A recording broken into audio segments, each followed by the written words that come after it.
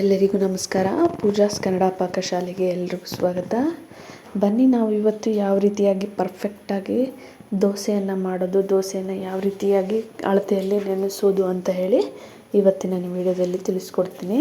ಅದಕ್ಕಿಂತ ಮುಂಚೆ ಯಾರೆಲ್ಲ ನನ್ನ ಚಾನಲ್ನ ಸಬ್ಸ್ಕ್ರೈಬ್ ಮಾಡಿಲ್ಲ, ದಯವಿಟ್ಟು ಸಬ್ಸ್ಕ್ರೈಬ್ ಮಾಡ್ಕೊಂಡು ನೋಡಿದ್ರಲ್ಲ ಎಷ್ಟು ಚೆನ್ನಾಗಿ ಪರ್ಫೆಕ್ಟಾಗಿ ಕಲರ್ಫುಲ್ಲಾಗಿ ನಮ್ಮದು ದೋಸೆ ಅನ್ನೋದು ಬಂದಿದೆ ಅಂತ ಹೇಳಿ. ನೀವು ಇಷ್ಟೇ ಟೇಸ್ಟಿಯಾಗಿರೋ ದೋಸೆನ ಯಾವ ರೀತಿಯಾಗಿ ಅಳತೆ ಮೂಲಕ ಮಾಡ್ಕೋಬೋದು ಅಂತ ಹೇಳಿ ಬನ್ನಿ ಇವಾಗ ತಿಳಿಸ್ತೀನಿ. ನಾನಿಲ್ಲಿ 1 ಗ್ಲಾಸನ್ನು ತೊಗೊಂಡಿದ್ದೀನಿ ಅಳತೆಗೆ. ಅದೇ ಗ್ಲಾಸಿಂದ 2 ಗ್ಲಾಸ್ ಅಕ್ಕಿಯನ್ನು ನಾನು ಹಾಕ್ಕೊಳ್ತಾ ಇದ್ದೀನಿ. ರೇಷನ್ ಅಕ್ಕಿ ಹಾಕ್ಕೊಳ್ಬೇಕು.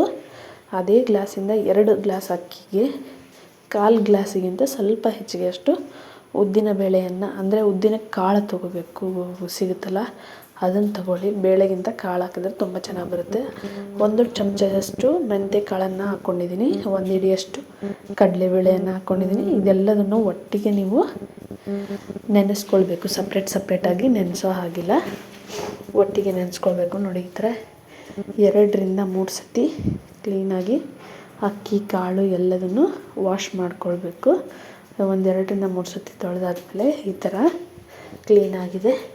ಇವಾಗ ಇದನ್ನು ನೀರು ಹಾಕಿ ನೆನೆಸೋಕ್ಕೆ ಇಡಬೇಕು.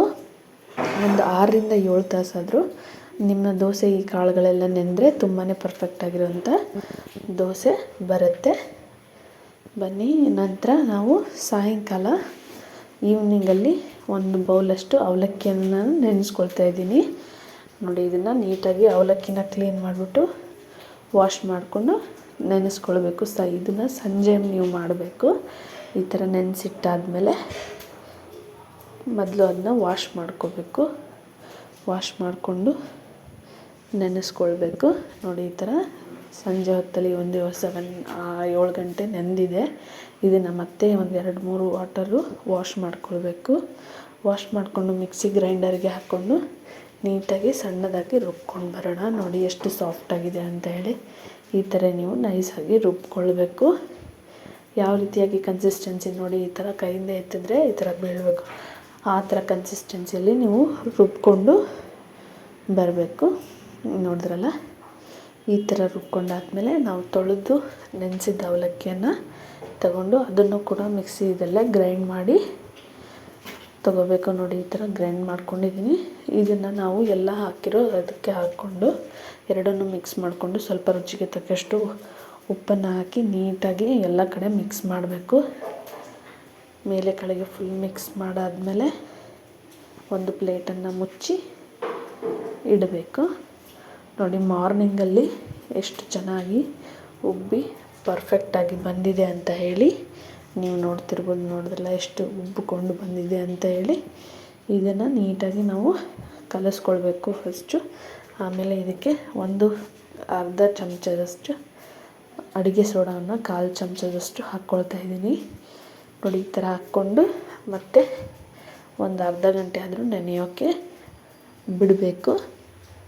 ನೋಡಿ, ಈ ಥರ ಆಗಿದೆ. ಒಂದು ಹಂಚನ್ನು ನಾನು ಕಾಯಕ್ಕೆ ಇಟ್ಟಿದ್ದೆ. ಹಂಚು ಕಾದಾದ್ಮೇಲೆ ಅದಕ್ಕೆ ನೀರಿಂದ ಸ್ವಲ್ಪ ಸವರಿ. ನೋಡಿ, ಈ ಥರ ನಾನು ಒಂದು ಸೌಟ್ ಹಾಕ್ಕೊಂಡು ತಿರುಗಿಸ್ಕೊಳ್ತಾ ಇದ್ದೀನಿ. ಈ ಥರ ನೀಟಾಗಿ ನೀವು ರೌಂಡಾಗಿ ಮಾಡ್ಕೊಂಡು ಬಂದರೆ ತುಂಬಾ ಪರ್ಫೆಕ್ಟಾಗಿರೋ ದೋಸೆ ರೆಡಿಯಾಗಿದೆ. ಕಲರ್ಫುಲ್ಲಾಗಿ ಬರುತ್ತೆ. ನೋಡಿ, ಸುತ್ತಲಿಗೂ ಎಣ್ಣೆಯನ್ನು ನೀವು ಹಾಕ್ಕೊಳ್ಬೇಕು. ನೋಡಿದ್ರಲ್ಲ ಎಷ್ಟು ಚೆನ್ನಾಗಿ ಪರ್ಫೆಕ್ಟಾಗಿ ಬಂದಿದೆ ಅಂತ ಹೇಳಿ.